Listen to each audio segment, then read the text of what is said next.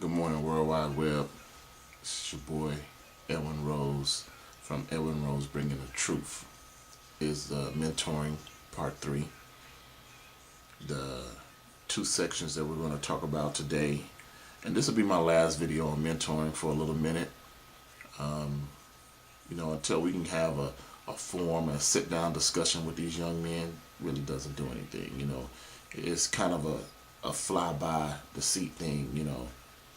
Somebody might hear it and it goes in one ear and out the other. If it's not being taught at home, what does it really matter? 5 and 6. Well, the fifth criteria on mentoring you young men is that's what I want to talk about. Is careful on what you talk about. I've always showed my dislike for men talking about other men. The things you do with your woman, because that's your woman, because you do have to, I'm not saying entertain her, but because you do have to connect with that woman, those conversations, about other people are held in the bedroom. I'm old school. I know, some of you guys might not even like this, but as a man, when you start talking about another man's body, penis, having sex with another man, and you're a so-called straight dude, you gotta kind of watch that. You need to watch what you say, and that is just one aspect. When you have a conversation with someone, just don't talk to be talking. Just don't. You hear somebody talking about physics and you just want to jump into the damn conversation. No. Hush. Listen. Be a student. Absorb what they're talking about. Pay attention to what they're talking about. So maybe the next time, I'll go pick up a book. So maybe next time they have the conversation, you can speak intelligently on that topic. I'm not going to jump into a conversation that I don't know. I'm not going to jump into a conversation that I have no facts on, And as a man, and I'm going to tell you guys this, as a man, what comes out of your mouth should be 99% facts. You let the women deal with the feelings. Because even when your feelings get messed up, like mine are today, even when your feelings get messed up, you got to speak facts. You can't go and talk to someone and just jump into your feelings. When you jump into your feelings, you take away from the facts. Because we can all have feelings about, we can have a topic and we can have a meeting of 50 minds and we'll all have a different feeling on that topic. Okay? But let's talk about the facts. So always be careful of what you talk about. No gossiping. As a man, once again, bedroom talk. Doesn't leave your house. Doesn't leave your mouth outside of that house.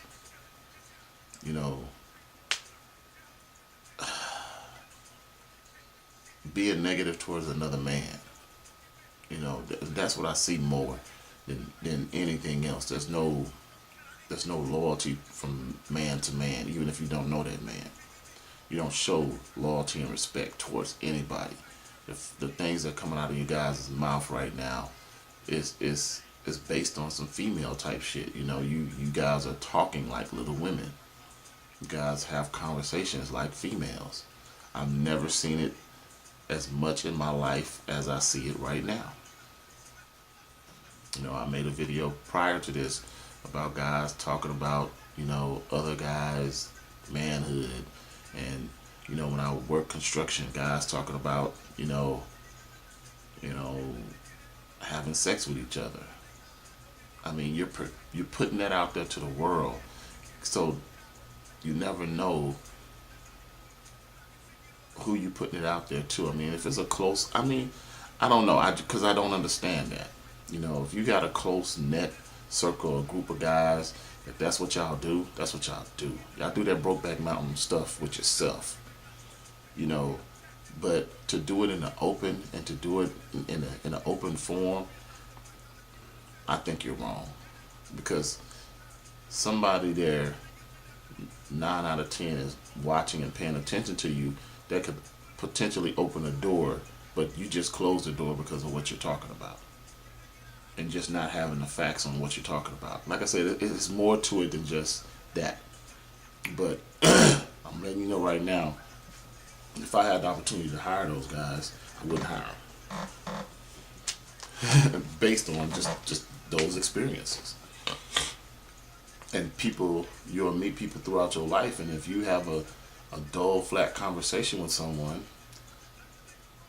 they probably won't hire you because you're not talking with sense. You're not talking with facts. So people pay attention to that. That's why a lot of you guys out there are struggling and not doing what you should be doing and don't have living up to the potential that you should be living up to, because you ran your mouth too fast, or you say you can do something when you couldn't. Okay, trust me, fellas, that's all about being a man. Owning up to your own faults, saying, hey, I can't do this, but I'll try my best to do it. But don't speak on it like you own it if you don't. Okay. Number 6, choosing your circle of friends. Once again, this is going to be a topic that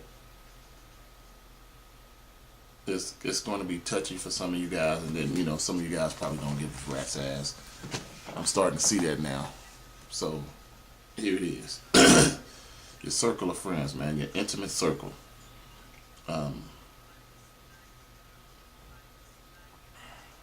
Be careful with that. If this person does not have the same goals, drives, ambitions as you, don't need to be in your close circle of friends. If this person doesn't have that uplifting spirit, he doesn't want to help you achieve anything, he shouldn't be part of your inner circle. I mean, you might know the dude, but do you really know the dude? I've had friends that go on and be successful. I've had associates that go on and be successful. We don't have that mentality as if I go do something positive, I'm going to go bring you on. You guys don't know how many phone calls in the last 2011, 2009, 10, and 11, I was the safety director. From the time I got the job to this present day, I might get an email, a text, hey man, y'all working? Hey man, can you get me hired? Hey brother, can you do this? Because people know my spirit. People know my spirit, and people know where, I'm all about that. I'm all about helping you. But when it comes to me looking for a job, when it comes to me looking for something to say, hey man, what y'all got going on, I don't get that. Hey brother, just touching bases with you. I'll be back in town. Hey, let me know if you hear anything about jobs. And I had to respond to him, and I didn't know who the hell it was. Hey, looking for work, just so I can get on my feet when I get back to Vegas. If you hear about anything, just let me know.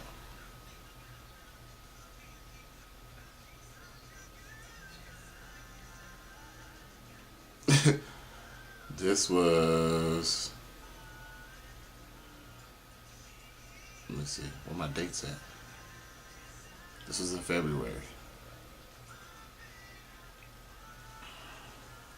So it's kind of like I said, just your circle of friends. Don't just have those people that just want to feed off of you. Be able to grow with those friends. I mean, it might you might have to hurt some feelings. You might have to cut some people go that you think are your people, but when you really look at them, are they your people? Are they really trying to do best for the circle? Your circle is your circle, which I would say this: your circle should be your family members, that have that same mentality. Of course, your children, of course, your wife if you're married. If you're separated, your child's mother should definitely be included because you want that family vibe there. One or two dudes, man, one or two friends, that's it. That's all you need, man. If you got a deeper circle than that, you gotta really be careful. These stars and these athletes and these people with a lot of money, they have to be way more careful than us. You know, I don't have $100,000 laying around that, I'm just gonna invite you into my home. Look at Floyd. Floyd's circle is weak, not because of Floyd. It's just because of the people that he has around him. How can somebody walk up to your house, walk in your house, take your money, and walk out your house? Somebody on the inside did that. Because first thing first, I don't even know where Floyd lives. I live right here in Vegas. Second thing, I wouldn't know where to walk and where to go to get into this man's house. See, this is what I'm talking about by keeping your inner circle small. Your inner circle should be small. Now, your business circle, that's the difference, the topic. I'm talking about your inner circle. See, when you got somebody that, you guys got to think about this. Like I told you guys always have to ask questions and think about things. How can a stranger that don't know your house walk into your house, walk in your house, grab something, walk out your house nonchalantly? Because most times y'all see break-ins and, robberies and stuff like that. The people go in there and they searching for stuff. I just witnessed a break-in a few months ago. My fiance they were broken into, they were vandalized, and their house looked like crap. The people were searching and knocked over stuff and opened up drawers and was looking for what they were looking for. Now, how can somebody walk into your house, go straight to it, and walk straight out? Oh, and know where to park so they don't get the vehicle on tape. Come on now. So, keep your inner circle small. Make sure you have people, because trust me, y'all, it'll be that person sitting right next to you, hugging you, that hates you the most. Trust me, man. Trust me. I've been through it. Trust me. It'll be that dude standing right there showing you all kind of love that hates you the most. And you'll be wondering why. What's the problem? What went wrong? They always hated you. They never liked you. And I don't understand people like that. But be careful when you have a whole bunch of people around you like that. I promise you there's going to be somebody that hates you from the jump. So your inner circle, the people that you can count on, the people that uplift you, the people that you can go and relieve that stress, and they can do the same thing to you. Your inner circle, your innermost personal circle, keep it small, and that'll make you a better person. Trust me. Because you can take a person like myself and put it in your inner circle, and I'll try to help you out. I'll try to uplift you. Hey man, you one of my big brothers. You one of my mentors. Had a young man message me the other day, told me, hey man, you like a pops to me. Hey man, I appreciate that. And hey, anything you need, if I can help you with it, let me know. That's real talk. This is a young man that I met a couple of times. My oldest son played football with him, and man, when he said that to me, it's appreciated. So you got to get people like that in your circle. I'm not gonna be like, oh man, I'm not gonna do that. This dude reached out to me, asked me a question, and if I can help you, I can help you. If I can't, I'll be a man and say, hey man, right now, and I couldn't help him. But I also left that door open, like, hey man, don't feel embarrassed to ask me any questions. You can ask me anything you want. If I can do it, I'll do it. No problem. But there was a conflict with time because my son plays football. They needed some help with football. Couldn't do it. And that's just about being a man. It's like, hey man, I appreciate that. I appreciate you even asking me. So, your inner circle, man. Work on your inner circle. Keep it small. Number 5 is follow. Is careful what you talk about. So harp on those things for a few minutes, for a few days, for a few weeks, whatever. Like I said, it's probably the last one I make in a while. I got tons of stuff to go over, but here's what I want, and here's what I would like. You know, you can have feedback on these 3, or we can just do an open forum. You guys can ask questions, and I can answer those questions directly, or I can just put a post up. So the mentoring thing is definitely a struggle because, you know, young people are so passive these days, and young people are so into what they want to do. They don't see what they doing is affecting what they want to do. They don't get that yet. You know, so I had a nice little conversation with some people, and the thing that everybody was talking about is like, oh, you gotta let your child fall, and once they fall, just be there to pick it up. I don't get that. I get it, but I don't get it. Because if you tell me something, it's hot. Even though everybody has that child that goes in there and touch it. Oh, hot, hot, mama, hot. Now, you gotta look at the child and that goes back and touch it for the second time. That's what I don't understand, because even if I did something and I did it wrong the first time, I'm not gonna do it wrong again. And that's what we have. We have a cycle of doing things wrong, and it's because they want to do it. It's not right. You gotta put your foot down. You gotta be like, look, knucklehead, dude. And that's what we're missing. We're missing that early discipline to where it's like, okay, I told you it was hot. You touched it, it was hot. Now you should learn. The next time it should be a beat down. Or some type of discipline. Whatever you want to do with your child. It's your child. I was raised in a disciplined family, so I was a disciplined guy. But as they get older, you know, you get away from that. You know, or at least I did. You know, I don't discipline my children like that anymore. I take away stuff. You know, cut that PS4 off. Give me your cell phones. You know, so whatever form of discipline you want to do, it has to be done at that early age so they'll start getting it.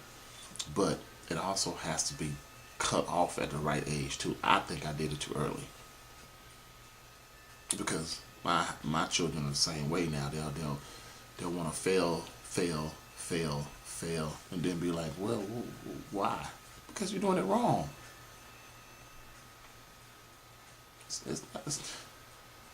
Come on, man, you're doing it wrong.